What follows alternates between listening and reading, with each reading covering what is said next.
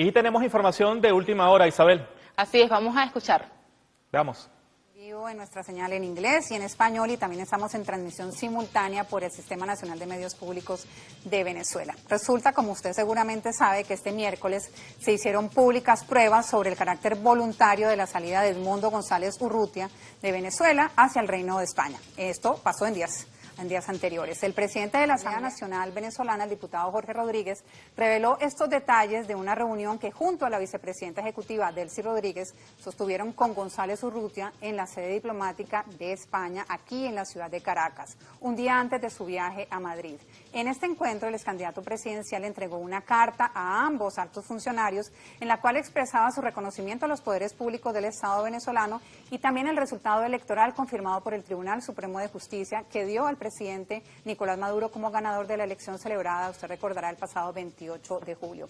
Vamos a profundizar en este tema para obtener detalles de cómo se dio esa reunión, cómo fueron las conversaciones previas, y para ello hemos logrado que esté con nosotros aquí en el estudio el diputado doctor Jorge Rodríguez. Muchas gracias, Jorge. Hola, por estar con nosotros. Gracias por invitarme. Y con las amplias audiencias a esta hora del día, no solamente en Venezuela, sino también fuera de ellas a través de Telesur. Bueno, vamos a comenzar por lo que pasó el día de hoy, que usted explicó con detalle, pero hay todavía muchas historias alrededor que son interesantes de descubrir. La primera, que a mí me genera mucha inquietud, es por dónde se da a conocer esta carta. Digamos que los periodistas que cubren Venezuela, que son muchos en el mundo, están muy atentos, y lo primero que salió fue en medios opositores, en grandes medios internacionales. Yo, por ejemplo, la vi a través de Alberto News. No había una voz oficial de un documento que es claramente muy importante. ¿Por qué cree usted, o qué sabe usted, por qué los medios, digamos, claramente de orientación de derecha, locales e internacionales, son los que divulgan esta comunicación? Yo creo, Patricia, gracias por invitarme a este espacio que tiene tan amplia audiencia, incluso allende nuestras fronteras. Yo creo que ya estamos en el momento de la noche de los cuchillos largos en la dirigencia del extremismo opositor venezolano, porque todos los atisbos de filtraciones que han ocurrido desde el 8 de septiembre hasta la fecha han provenido completamente de sectores opositores. Por ejemplo, un pasquín absolutamente dedicado a la propaganda fascista, que fue fundado y es mantenido por Julio Borges, que se llama La Gran Aldea, publicó en días pasados una especie de crónica de cómo había ocurrido el evento de la huida del país de Edmundo González Urrutia, absolutamente manipulado y falsario, y nosotros, porque nos habíamos comprometido a mantener en reserva, todos los involucrados nos habíamos comprometido a mantener en reserva la carta que Edmundo González le entrega al presidente de la Asamblea Nacional de la República Bolivariana de Venezuela, marcando un hito ya con el encabezado, porque no está reconociendo ni la Asamblea de Guaidó, la Asamblea perenne, ni a la señora Dinora Figuera, que está allá en Valencia cuidando viejitos, sino que reconoce a la Asamblea Nacional que votó el pueblo de Venezuela el pasado diciembre del año 2020. Un poder del Estado. Así es, y reconoce los 5 poderes del Estado. Y habíamos acordado mantenerlo en completa reserva. ¿Por qué? Bueno, porque eso había sido una solicitud que había hecho, y nosotros no teníamos ningún problema en mantener en reserva ese documento. Pero, obviamente, no hubo cumplimiento. Ahora nos estamos dando cuenta que tanto el señor González como su abogado son personas que su palabra no vale ni media puya, como decía mi abuela, porque todo el tiempo, como están mintiendo todo el tiempo se están contradiciendo y se están tergiversando. Aparece un artículo de La Gran Aldea, nosotros, silencio. Aparece después un artículo del diario El País que intenta lavar la cara de ese artículo de La Gran Aldea. Es un poco así como más es la versión de La Gran Aldea un poquito edulcorada, y nosotros, con silencio. Más rasgos periodísticos, digamos. Con algunos, ¿cómo se puede decir? Algunas acuarelitas periodísticas por parte del diario El País, y arranca además una andanada de la extrema derecha mundial, específicamente y especialmente de la española, empezando por un ser absolutamente ruin, como es el caso del expresidente Aznar, que es este señor contraviniendo incluso la normativa internacional para derecho de asilo, y lo que él firmó, la carta que él envió, se reunió con Aznar, se reunió con Feijóo, promovieron esa farsa del Congreso de Diputados, esa agresión contra todo el pueblo de Venezuela que se aprobó en el Congreso de Diputados y que ya la Asamblea Nacional de Venezuela está dando respuesta oportuna y firme. Se reunió con Raimundo y todo el mundo, sostuvo una conversación telefónica con Anthony Blinken, que es el director de esa orquesta, es la cabeza del pulpo, como escuché decir en el Congreso Antifascista, y después de la entrevista con Blinken, entonces Blinken sale diciendo, amenazando a Venezuela, como si se hubiera tragado a Elliot Abrams, o si se hubiera tragado a Donald Trump, o se hubiera tragado a cualquiera de los funcionarios que diariamente la administración Trump Sin agredían a embargo, usted Venezuela. estaba al tanto, el gobierno nacional estaba al tanto que eso estaba ocurriendo, era público, Claro, comunicacional, pero tenían la carta guardada. Pero nosotros decíamos todo el tiempo, bueno, vamos a mantener la parsimonia, vamos a mantener la paciencia, hasta que el día de hoy nos damos cuenta de que los cuchillos largos ya se están hendiendo en algunas superficies corporales, y no tengo ninguna duda de que del mismo seno de la derecha venezolana, del extremismo venezolano, aparece la publicación de una especie de transcripción, porque no es la carta original de la Carta del Mundo González Urrutia. Frente a esa situación, y porque tenemos también una responsabilidad con el pueblo de Venezuela y también con la opinión pública mundial, por más que el hegemón comunicacional intente manipularlo, por esa razón nosotros dijimos, miren, la carta fue firmada, enviada y entregada en mi propia mano por ¿Ese es el Mundo original? González Urrutia. ¿O es una copia? Sí, no, esto es una copia, el original lo tengo ahí si lo quieres ver ahorita. Esta carta que él redacta y que firma, yo sí hice alguna exigencia, la única que hice fue que por favor le colocara la media firma a todas las páginas de la carta para que no hubiera después ninguna intención de señalar que fue modificado, que fue alterado el tenor de la carta que él me envía, que él firma. Y el otro elemento importante es que plantea entregármelo en mis manos. ¿Cómo pasó eso? Porque es lo que yo quiero saber, todas esas hasta esos primeros días de septiembre, 6, 7 de septiembre, afortunadamente en mi vida yo había visto a ese señor Edmundo González. ¿Usted no lo conocía? Si me lo encontraba en la calle no lo reconozco, porque como tampoco participó en la campaña electoral, sino que era un pendón, era bidimensional, si uno lo ve en 3 dimensiones quizás no lo puede reconocer. Esto para nuestra audiencia internacional quiere decir que en muchos de los actos de campaña no estaba él, era una imagen en un pendón, literal. Así es, Esto literalmente, es lo que usted quiere decir. mostramos un afiche, Un afiche, y la correcto. verdad, en mi vida lo había visto. Algunas personas cercanas a él se comunican con nosotros, se comunican conmigo, y plantean la posibilidad de tener algunos intercambios con el señor González Urrutia por su intención de solicitar asilo político ante el Reino de España.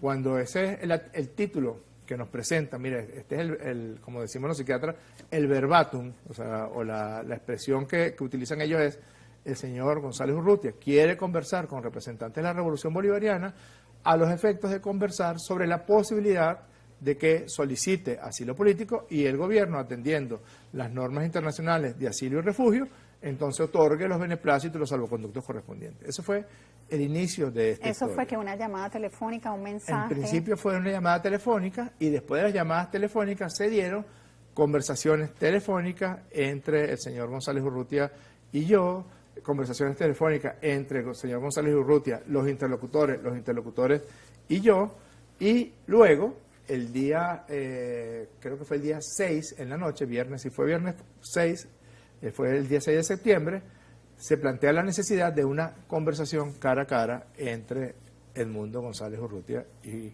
Jorge Rodríguez. El presidente Nicolás Maduro designa a la vicepresidenta ejecutiva del CI, Eloína Rodríguez, y nos dirigimos a la sede de la residencia de la Embajada del Reino de España. En esa sede tenemos una conversación. ¿Qué son las fotos que usted muestra hoy? No, esas son las fotos del día siguiente. Okay. En esa sede tenemos una conversación que debo tildar como una conversación cortés, donde ambos esgrimimos nuestros planteamientos y nuestros puntos de vista con respeto, y donde él vuelve a plantear que su intención es abandonar Venezuela a través de una medida de asilo que él está dispuesto a solicitar ante el Reino de España. Seguimos la conversación y plantea redactar una carta y entregármela a mí, porque está dirigida al presidente de la Asamblea Nacional.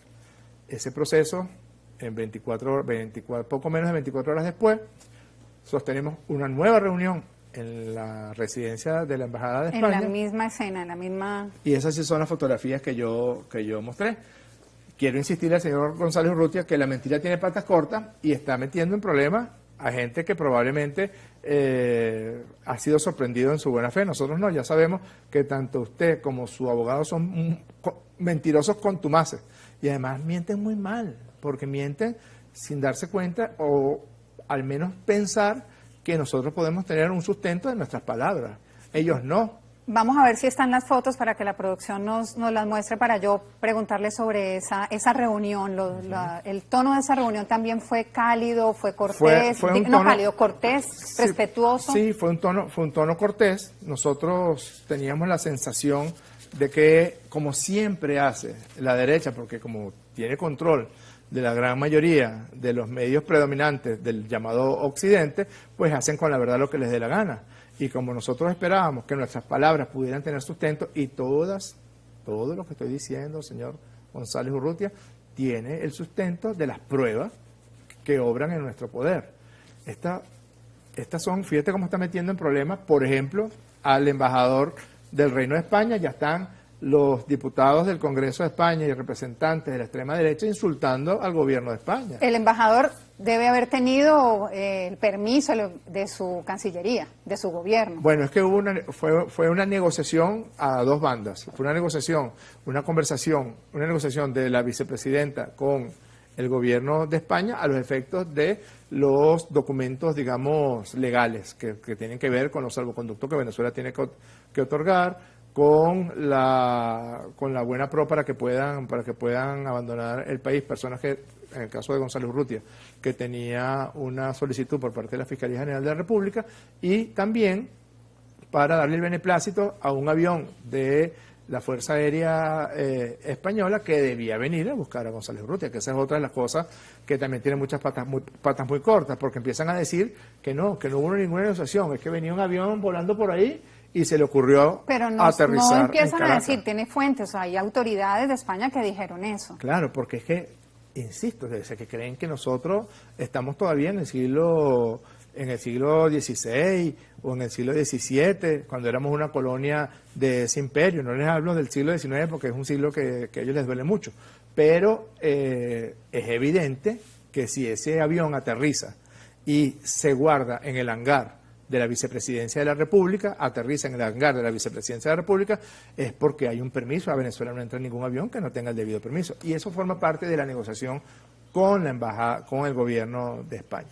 La conversación con González Urrutia y mía solamente se basaba en la buena voluntad por parte de él y la buena voluntad por parte nuestra para que entregara una carta con las motivaciones de su solicitud de asilo, y luego, por supuesto, ahí está la imagen de él montándose en el avión de la Fuerza Aérea. Esta carta se la entrega a él, ¿cómo se da ese momento? 24 horas antes usted nos está revelando que se habían reunido en un primer momento, que es el momento en que usted lo conoce, luego se da este momento que es el de las fotografías que hemos presentado, sí, que usted presentó hoy, que hemos recordado aquí en este programa. ¿Cómo le entrega él el documento? ¿Cómo es ese momento? Quisiera enfatizarle mucho en esto porque en paralelo a su presentación, los grandes medios también hablan de la coacción y es lo que dice el propio señor González Urrutia, que... Hay una frase que ahora recuerdo con la que él me recibe, si puedes ver esta fotografía que está aquí, una frase, él me dice, mire cómo ya estoy vestido para el viaje. Y yo me acerco y le doy la mano. ¿Cómo está, señor González Urrutia?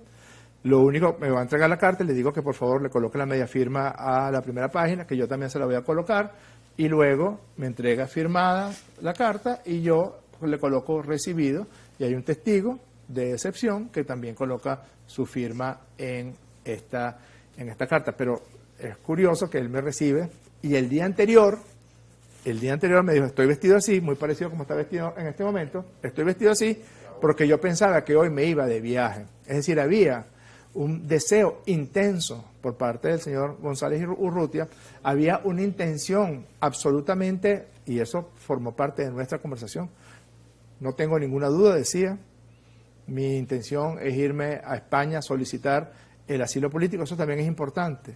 Una persona que se encuentra en una embajada europea no puede solicitar asilo político en esa embajada, en la sede de la embajada. Tiene que tocar el territorio del país donde va a solicitar el asilo para hacerlo. Así lo señalan las normativas legales en el caso de Europa y específicamente de España. Yo pensaba que me iba de viaje hoy. Ahora, ¿cómo puede cometer la barbaridad de decir que fue coaccionado, chantajeado, sometido a presiones si todo esto ocurrió en la residencia del Reino de España? Porque, y ahí estaba el embajador, es quien aparece en la claro, el embajador estaba allí, no fue un testigo, llamémoslo así, oficial, porque no tenía, digamos, la buena pro por parte de su gobierno, pero es un testigo de excepción, porque fue en su residencia. El señor González Urrutia estaba allí en calidad de huésped. ¿Y nosotros por dónde entramos? Nosotros saltamos la verja, como hizo Capriles Radonsky con la Embajada de Cuba en los sucesos del 11 y 12 de abril del 2002. No, tocamos la puerta, porque nos invitaron a una conversación.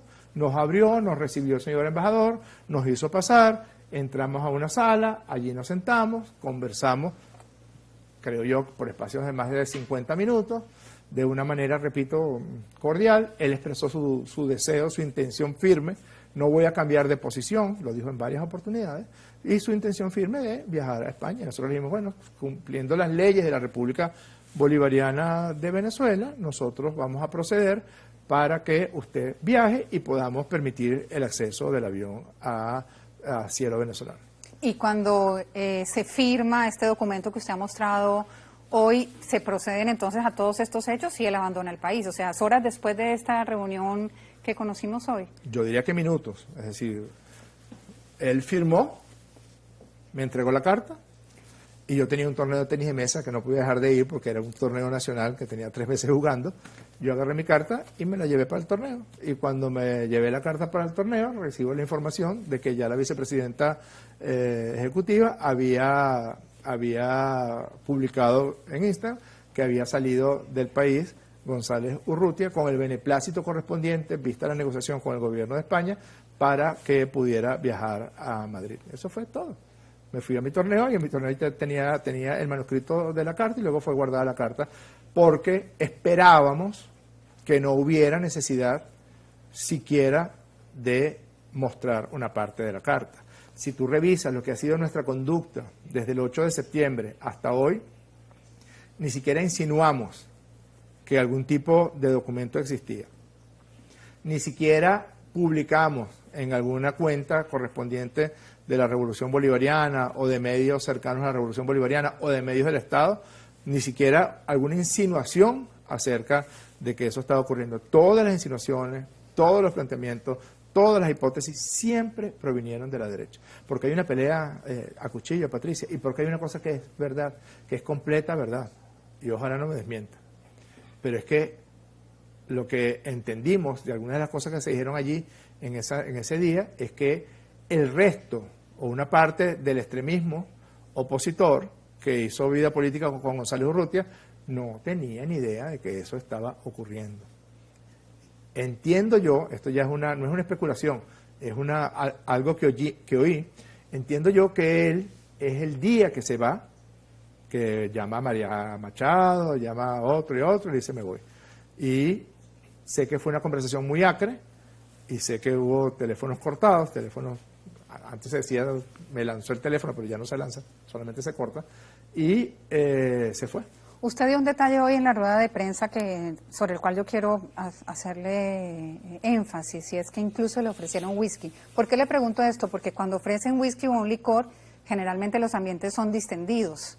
Este fue un ambiente completamente distendido, como una cortesía por parte del personal de la Embajada de España. Trajeron una bandeja con whisky, unos vasos y hielo y lo colocaron en el centro. Se sirvieron algunas bebidas a algunos de los que estábamos allí. Continuó la conversación, te repito, en términos de mucha, y además de respeto, que es una de las cosas que uno dice, si estamos hablando en términos de respeto, ¿cómo sale después de todas las mentiras que dijeron? Porque creo que lo que él hizo hoy fue saltar hacia adelante, porque él sabía que esa carta era verdad, y comete el tremendo desliz de decirle a su abogado que el pobre Haro yo le recomiendo que no vuelva a salir en ningún programa de televisión, porque si esa fábula de Pinocho fuera cierto, yo no sé a dónde llegaría la nariz de ese señor. Yo lo he visto 3 veces y 2 de esas 3 veces han mentido flagrantemente. Vamos a presentar esa declaración del abogado de Edmundo González Urrutia del día de hoy, en el cual, como hemos comentado en este especial periodístico, desde tempranas horas de la mañana empezaba a circular esta carta, sobre todo por medios cercanos a la derecha, los grandes medios corporativos del mundo, y el abogado decía claramente que la carta no existía, que no se había suscrito nada, pero no lo digo yo, ahí está el abogado diciéndole, vamos a presentar, es la declaración que se dio a conocer hoy en la rueda de prensa de nuestro invitado de esta tarde aquí en los estudios de Telesur.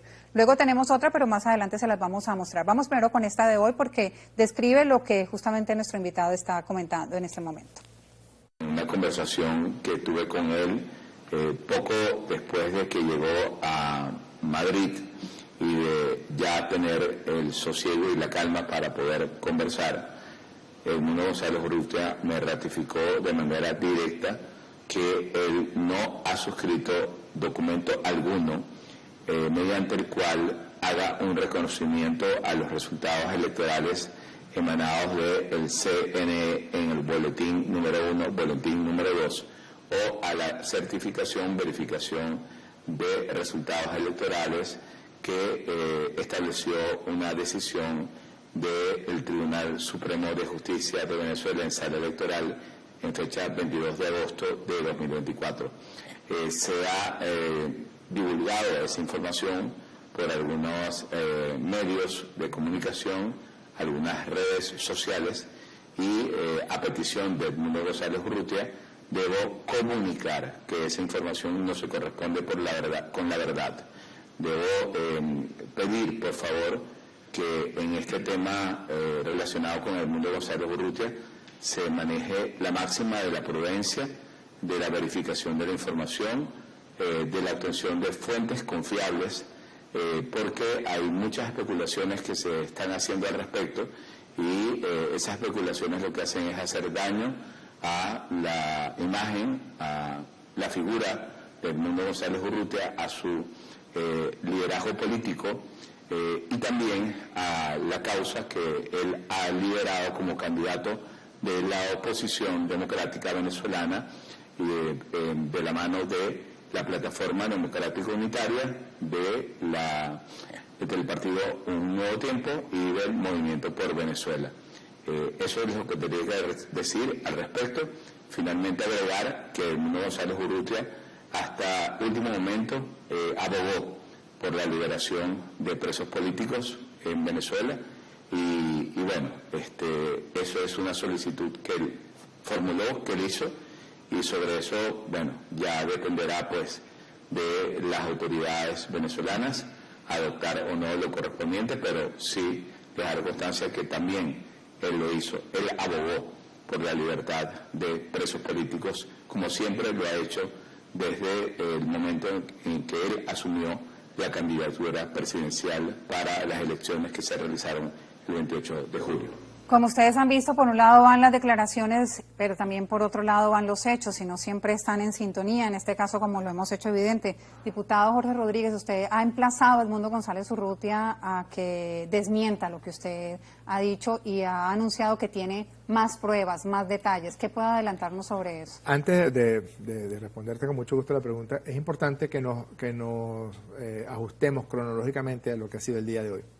Hoy muy temprano en la mañana, sería pasadas las 8 de la mañana, recibo una llamada de un corresponsal de una agencia de noticias norteamericana y me dice, mire, es verdad que una carta, yo, como la canción esta de Gualberto Ibarret, y yo no sé de qué me estás hablando, no sabía, me meto en algunas redes sociales y veo que hay varios portales que ya están publicando.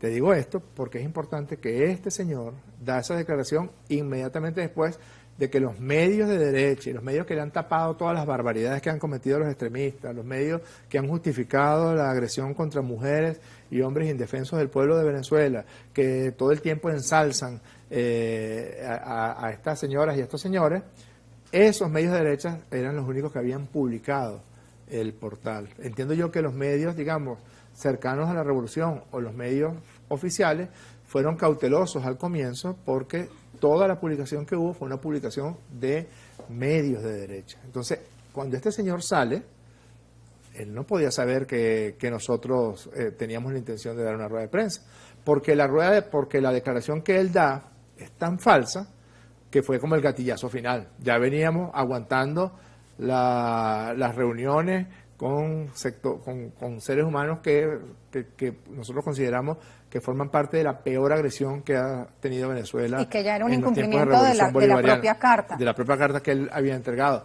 Todos los días yo veía la carta y veía las cosas que ese señor decía y las cosas que ese señor hacía y decía, pensaba, este señor no tiene palabra.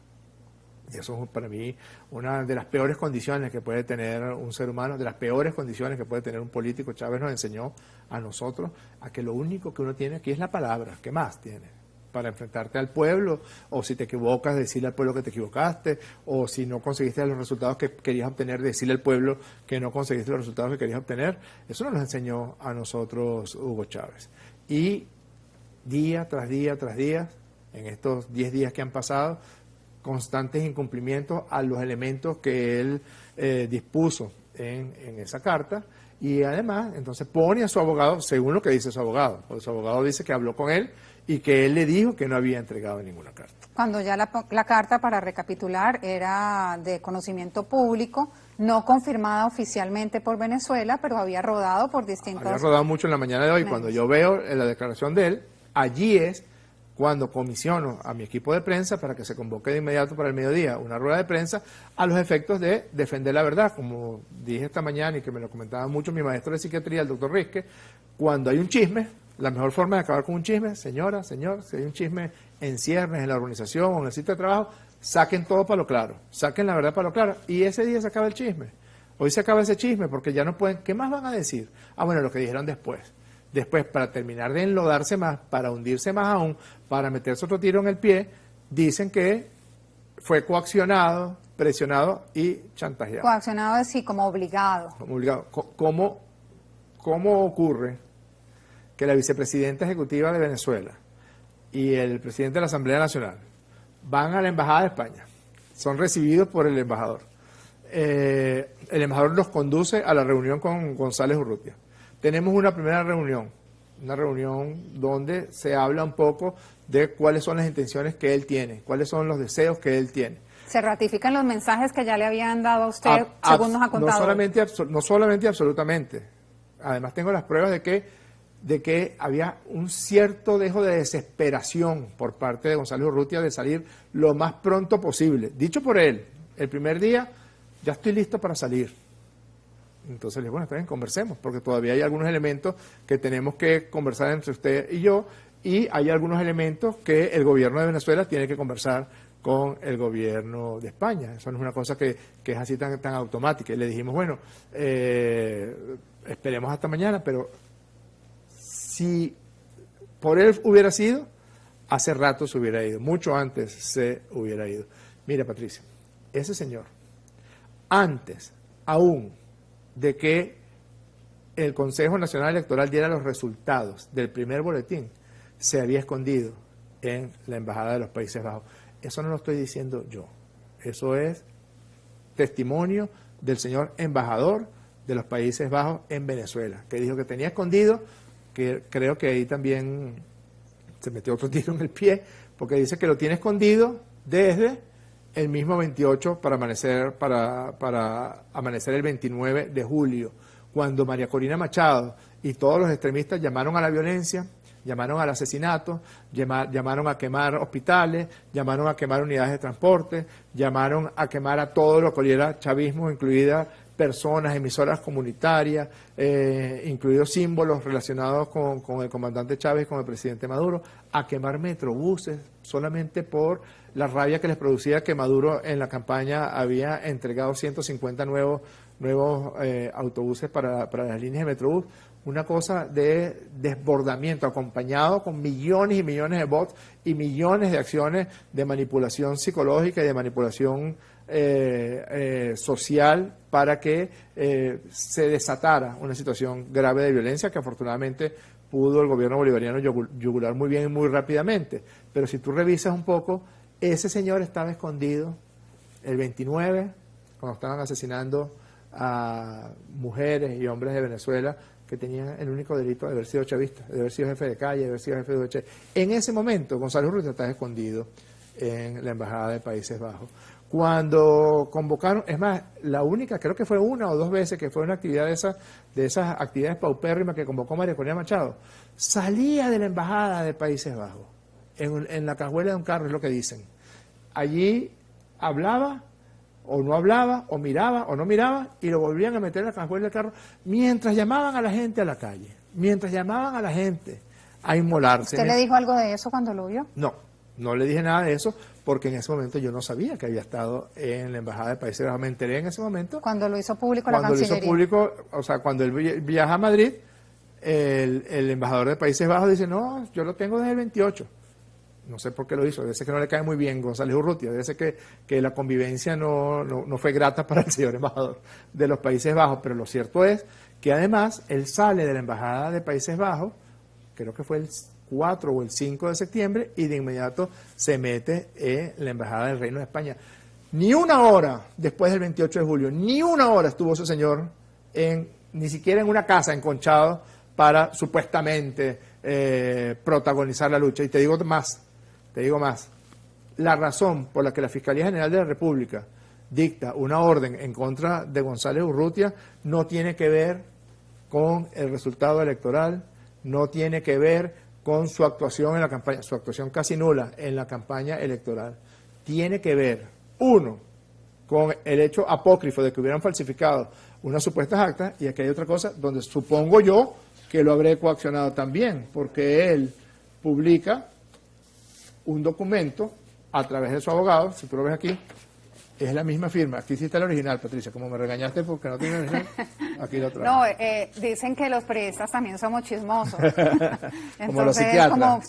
Como precisar. Este es el original. Este es el original. De la carta que usted presentó hoy, pero esta que usted tiene en la mano es de la de la Fiscalía. La que González Urrutia envía a la Fiscalía luego de no presentarse por 3 veces, que es lo que manda la ley venezolana. Aquí está. Vamos a pedirle a nuestro, no sé por cuál cámara, por esta, vamos a mostrar la firma, esta firma y esta firma, en el mejor plano que podamos hacer correctamente. Ahí está. Ahí se ven las dos firmas, sí, para que se pueda identificar que son exactamente las mismas. ¿Por qué? Porque sobre esta no se ha puesto en duda su veracidad, sobre la que él envió a la Fiscalía General de la República. Pero esta que usted ha mostrado hoy, primero, como veíamos, se había puesto en duda, y luego él sale a reconocer que efectivamente la carta existe, pero que la firmó pues por coacción, porque se vio obligado. Pero además, el tono y algunos de los contenidos de esta carta de la Fiscalía General de la República, que tiene fecha 4 de septiembre, fue recibida el 4 de septiembre, aquí está el sello de la Fiscalía General de la República, algunos de los elementos que están en la carta que él me entrega ya estaban en esta comunicación al fiscal general. Aquí reconoce al fiscal general de la República, reconoce a los poderes públicos del Estado, no obedecen mi incomparecencia, ahora sabemos que fue cobardía, su incomparecencia, está escondido en la Embajada de Países Bajos, no obedece en absoluto al desconocimiento de la institucionalidad jurisdiccional prevista en la Constitución. Y aquí dice, siempre he estado y seguiré dispuesto a reconocer y acatar las decisiones adoptadas por los órganos de justicia en el marco de la Constitución. Es decir, es casi una frase exactamente igual la que coloca en esta carta que me entrega antes de partir, antes de abandonar Venezuela, y esta carta, esta comunicación que él envía al fiscal general de la República. Aquí se desmarca de las actas, aquí se desmarca también diciendo que reconoce, que acata, y esto es algo fundamental. Te digo una cosa, bueno, yo no voy a juzgar las condiciones de la personalidad de este señor, pero en el mejor de los casos es un cobarde, porque fue coaccionado por una persona no muy alta y además con un brazo vendado, que es la vicepresidenta ejecutiva del Cielonina Rodríguez. Fue coaccionado por mí, con presencia del embajador de España. ¿Quién va a creer eso? ¿En qué cabeza cabe de verdad? Y si eso fuera cierto, en el supuesto negadísimo de que eso sea cierto, ¿por qué usted es tan cobarde que se permite colocar elementos de su convicción que después no resultan de su convicción, sino que fue sometido a coacción. Aquí también lo coaccioné, aquí yo no lo había visto en mi vida, afortunadamente, cuando usted fue a la Fiscalía General de la República. Y los términos son los mismos. Te digo más aún, cuando él ya estaba en los brazos de la marquesa Cayetana, es decir, ya cuando había llegado a Cuando Madrid, estaba en España, correcto. publicó un comunicado con los mismos términos de la carta que me entregó. Ese comunicado fue considerado por amplios sectores de la oposición adentro y afuera de Venezuela como una claudicación. Porque no conocían la carta, porque este comunicado, que es un comunicado de términos amplios, sí tiene el tono de la carta, pero en la carta está establecido los elementos de su convicción respecto a la elección del 28 de julio. ¿Cuáles son ellos? Uno, reconoce que el presidente de la Asamblea Nacional de Venezuela no es Juan Guaidó, ni es Dinora Figuera, ni es otro que aquellos que fueron elegidos. No hay otro parlamento que aquel que fue elegido, creo que fue el 6 de diciembre del año 2020, y que cumple su misión, su periodo, él termina su periodo el próximo año 2025. Jorge Rodríguez, presidente de la Asamblea Nacional. El otro elemento dice que hubo un recurso contencioso interpuesto por el presidente de la República Bolivariana de Venezuela, Nicolás Maduro Moros. Es la primera vez, desde el año 2018, es la primera vez que un representante del extremismo opositor de derecha venezolano reconoce como presidente constitucional de la República a Nicolás Maduro Moros. Yo lo obligué aquí, y si lo obligué aquí, también lo obligué en la carta de la Fiscalía, donde dice que reconoce todos los poderes del Estado. Usted ha estado estableciendo, digamos, las similitudes entre el tono, la forma de escritura de estos textos, tanto el que se entrega a la Fiscalía como el que él publica al llegar a España, como esta carta que hoy nos enteramos se firmó antes de que viajara de Venezuela y a pedir asilo político en España. Pero también hemos presentado, está pendiente la pregunta de qué pruebas y qué detalles puede contarnos más, pero a propósito de este giro que ha ido dando la entrevista, también está una declaración de su abogado en el momento en el que el abogado va a representarlo a la Fiscalía General de la República. Ahí estaban distintos medios, entre ellos Telesur. Vamos a presentar esas declaraciones para que también se puedan encontrar o no similitudes en la conducta de ambos. Una acción cívica, ciudadana, hay solicitud de asilo por parte del señor Edmundo González Urrutia hacia alguna embajada acreditada debidamente en Venezuela. No se ha pedido el asilo, no se ha pedido una situación en calidad de huésped en una embajada. Eso es un asunto que no se ha planteado la familia o el señor Edmundo González Urrutia, según he sido informado. En el momento en que se daba esa declaración para, digamos, claridad de nuestras audiencias en el mundo, hasta ahora conectadas con la transmisión de Telesur y el Sistema Nacional de Medios Públicos de Venezuela, ya el señor González Urrutia estaba en la... escondido en la Embajada de los Países Bajos. Correcto. No, este señor habrá que llamarlo a partir de ahora el fundepolígrafo, porque si ese señor pasa cerca de un polígrafo, el polígrafo gritaría, porque, o sea, ha tenido 2 declaraciones en un lapso de 8 días y las 2 han sido completamente falsas. Cuando él dice eso, González Urrutia no solamente ya está escondido en la Embajada de Países Bajos, sino que ha iniciado los contactos con nosotros. Cuando él está declarando eso, ya inició los contactos con nosotros para procurar los mecanismos para que él pudiera salir del país. Y te digo más, salió escondido de la Embajada de Países Bajos y se metió escondido a la residencia de la Embajada del Reino de España. Es decir, se mete en la Embajada del Reino de España porque ya se estaban dando los contactos y los intercambios para otorgarle el beneplácito y los salvoconductos para que luego pueda viajar a España y allí, como dice él en su carta, señor Haro, lo dice su jefe, que debería votarlo, porque ya la verdad, a menos que esa sea su función, sus honorarios los cobre solamente para mentirle al país. Aquí dice: en consecuencia, encontrándome en la sede de la Embajada del Reino de España en Caracas, he trasladado mi intención de solicitar asilo político ante su gobierno. Y hay algo fundamental que dice aquí, que le plantea él, y es que seguiré dispuesto a reconocer y acatar las decisiones adoptadas por los órganos de justicia en el marco de la Constitución, lo mismo que dice la Fiscalía, pero aquí abunda y precisa un poco más porque señala, incluyendo la precitada sentencia de la Sala Electoral, que aunque no la comparto, la acato por tratarse de una resolución del máximo tribunal de la República. La acato. Listo. Aquí no hay más nada que decir, porque decir, como hizo saltando hacia adelante, sabiendo lo que le venía, que fue sometido a coacciones, a presiones, no hace otra cosa que enredarlo más, porque implicaría un nivel de complicidad que llega hasta el Estado del Reino de España. Llega a un nivel donde le va a costar mucho cómo desenredar esa madeja. Y hay otra cosa, que ya esto lo digo a título personal. En Venezuela ha habido personas ruines en el cargo de presidencia de la República. Carlos Andrés Pérez era un asesino, pero no era cobarde.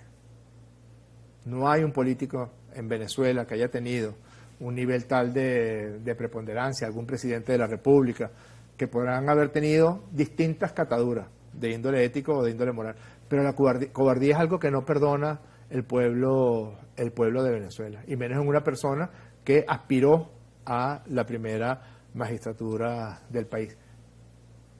Puede ser lo que sea, pero cobarde.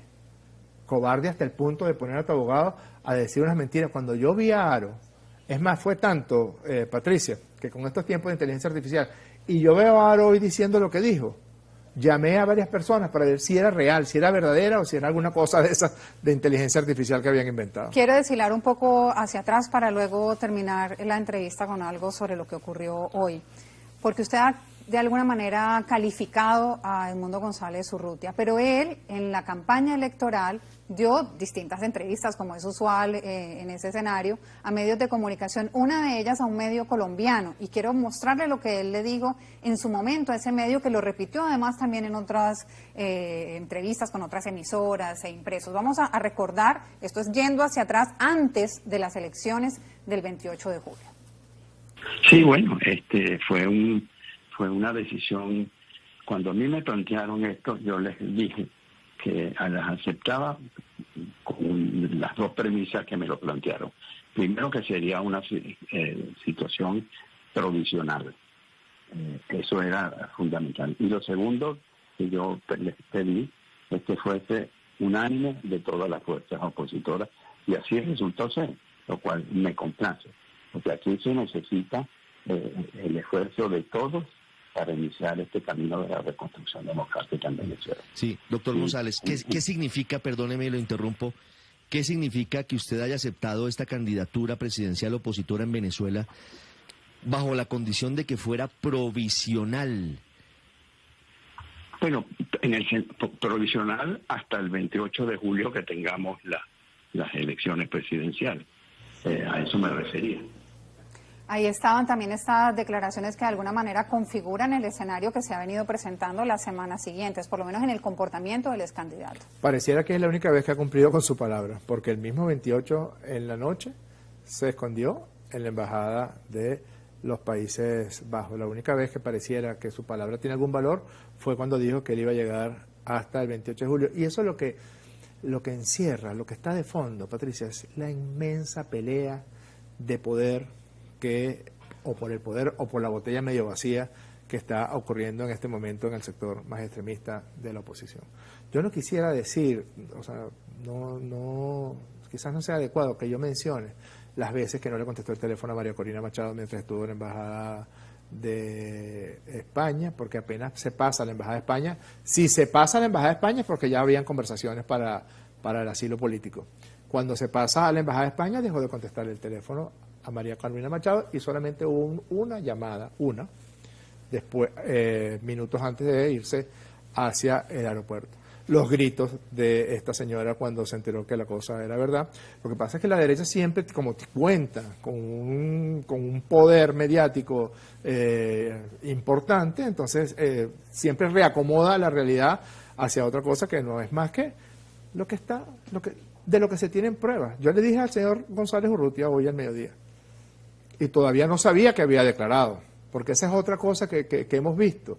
Él llegó a Madrid y publicó este comunicado que tiene el mismo tono del comunicado de la Fiscalía y el mismo tono de la carta que me entregó a mí. Es este.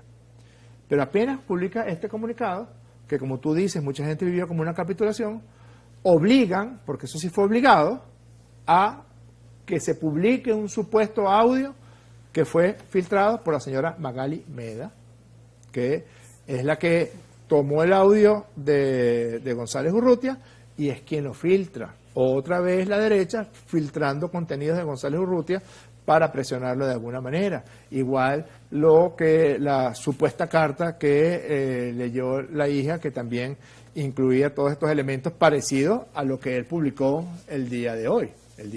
A lo que él publicó de las coacciones.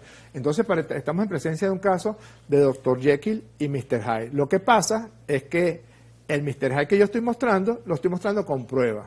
Ellos intentan mostrar un Dr. Jekyll de la derecha, como en esta novela de Oscar Wilde, un Dr. Jekyll de la derecha que sí, que va a llegar hasta el final. Si él dijo antes, como tú acabas de mostrar, que llegaba hasta el 28 de julio, si se escondió el 28 de julio en la Embajada de Países Bajos, si cuando se pasó a la Embajada de España ya estaba hablando con nosotros.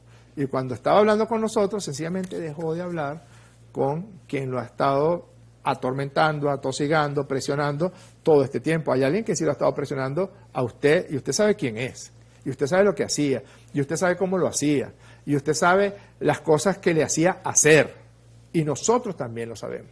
Hasta mañana tiene chance de retractarse, porque nosotros tenemos las pruebas de la conversación que sostuvimos, donde la decisión de irse para España fue suya, donde el deseo de irse para España fue suyo. Usted fue quien nos buscó a nosotros y nos planteó que tenía la intención de irse para España. Y nosotros, yo como funcionario del Legislativo y del Cielo INA como funcionaria de la Ejecutiva, enviada especialmente por el presidente Maduro, bueno, acordados que esa sería la vía, entonces empezamos todos los procedimientos para que pudiera viajar el avión de Madrid a República Dominicana un día antes, en República Dominicana durmió, después de República Dominicana a Caracas para que González Urrutia viajara a Madrid. Diputado, usted ha dicho que es el día de mañana, dependiendo de la conducta de Edmundo González Urrutia, pero ¿podría adelantarnos algo de lo que tiene? No, lo que tenemos es todo el registro de la conversación que sostuvimos la primera vez que nos vimos cara a cara. La primera reunión en la embajada. En la embajada del Reino de España, correcto. Y dos preguntas más para... Y tenemos otras cosas. ¿Qué puede adelantar? No, nada. Estaremos pendientes. Okay. Va Pero... a depender de González Urrutia y de Haro. Principalmente de González Urrutia y de Haro. Usted ha hecho referencia a la clase política venezolana, este sector de la clase política venezolana, pero hay ciudadanos de este país que optan por esa opción, que votaron el 28 de julio por esa opción. Y estos ciudadanos tienen hoy muchas impresiones, opiniones personales acerca de lo que está ocurriendo. Y en muchos casos hay un descrédito. Hay también, digamos, siguen la misma línea de tratar de deslegitimar estas pruebas que usted ha mostrado, a pesar de que haya fotos, porque también recuerde que estamos en el tiempo de la posverdad, que a pesar de que uno vea las evidencias, no quiere reconocerlas. A ese ciudadano del común, no ya a la dirigencia, ¿qué le diría usted? Que otra vez los volvieron a dejar solos. Que otra vez los volvieron a echar al pajón, como decimos en Venezuela, por la inmensa irresponsabilidad y el desprecio que en el fondo tiene esa dirigencia hacia el venezolano o la venezolana que está en la calle labrando su vida, labrando su futuro, buscando las mejores condiciones para las niñas y los niños que están empezando las clases ahorita. Otra vez, idéntico. Siempre saltan hacia adelante, siempre recurren a los medios de comunicación para que los medios de comunicación impongan sus mentiras. En este caso estamos en presencia de una pelea intestina brutal y entonces buscan a ver cómo se zafan de que ellos fueron los que filtraron eso. Ellos fueron los que filtraron el audio. Magali Meda fue la que filtró el audio, no sé si con su autorización, señor González Urrutia, pero Magali Meda fue la que filtró el audio de WhatsApp, donde usted decía barbaridades pocas horas después de que hubiera publicado ese comunicado, que ese sí lo publicó usted en su cuenta de ex. Entonces, ¿quién presiona a quién? ¿Quién coacciona a quién? ¿Por qué lo obligan a grabar un audio en WhatsApp que es completamente diferente a lo que pocas horas antes había publicado? ¿Por qué señala una cosa tan bárbara como que funcionarios del Estado venezolano recurrieron a la sede de una embajada para someterlo a coacciones, presiones y chantajes. Si usted sabe muy bien qué fue lo que pasó allí, y nosotros tenemos las pruebas de lo que pasó allí. Cuando tú me dices que estamos en el momento de la posverdad y tienes toda la razón, yo invito a cualquier persona a que le haga un análisis grafológico a la firma del señor Edmundo González, pero es que además estamos mostrando la fotografía del señor Edmundo González firmando. Y digo una anécdota más, un amigo mío se ríe de esos despistes míos. Yo no tenía bolígrafo en ese momento. Y le pedí prestado el bolígrafo al señor González Urrutia. Mi firma está puesta con el bolígrafo del señor González Urrutia, porque no tenía bolígrafo. Una pregunta final, diputado. A los gobiernos del mundo, a las cancillerías, a los palacios de gobierno en América Latina, en Europa, fundamentalmente en España, en el Parlamento Europeo, ¿qué representa esta carta? ¿Qué significado tiene dentro de toda esta historia que empieza a ocurrir, digamos, temporalmente desde el 28 de julio hasta el día de hoy? Como dice esa canción tan vieja, por más que se tongoneen, siempre se les va a ver el bojote, Patricia, porque aquí hay una capitulación, es la verdad. Por eso es que han tratado por todos los medios de desvirtuar el contenido de esta carta y quién la suscribe. Además de eso, hay un elemento fundamental, y es que él acata la sentencia del Tribunal Supremo. Así de simple. No solamente reconoce los poderes públicos del Estado, no solamente reconoce al presidente constitucional de la República, Nicolás Maduro Moros. Cuando él dice acato, no la comparto, pero acato la sentencia del Tribunal Supremo de Justicia, ¿sabes qué estás diciendo? Acepto que quien ganó las elecciones fue Nicolás Maduro Moros, porque lo que dice la sentencia de la sala electoral fue que los números, después de haber hecho la experticia que hizo, que por supuesto los medios de comunicación internacionales, que no son Telesur, tratan por todos los medios de minimizar la auditoría técnica que se hizo por orden del Tribunal Supremo de Justicia. Pero si tú lees la sentencia y alguien dice, yo la acato, yo por ejemplo, Jorge Rodríguez, acato la sentencia del Tribunal Supremo de Justicia, el presidente Maduro, acato la sentencia del Tribunal Supremo de Justicia, y Edmundo González Urrutia, cuando dice acato la sentencia de la Sala Electoral del Tribunal Supremo de Justicia, lo que está diciendo gobiernos del mundo, parlamentos del mundo, es que acepta que quien ganó las elecciones se llama Nicolás Maduro Moros. Estaremos muy atentos a las próximas horas, diputado Jorge Rodríguez. Muchas gracias a usted por a ti, Patricia, su tiempo para Telesur, para esta retransmisión en simultánea por el Sistema Nacional de Medios Públicos de Venezuela. Esperamos haberles dado detalles de cómo se fraguaron estos hechos que han sido sin duda alguna una noticia de altísimo impacto global en esta jornada. Muchas gracias por estar con nosotros como siempre. En Telesur siempre hay más.